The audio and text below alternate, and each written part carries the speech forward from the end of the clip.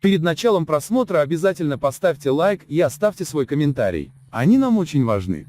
В Киргизии участники акции протеста из-за результатов парламентских выборов назначили нового мэра Бишкека. Об этом сообщили в муниципалитете столицы республики, передает Интерфакс.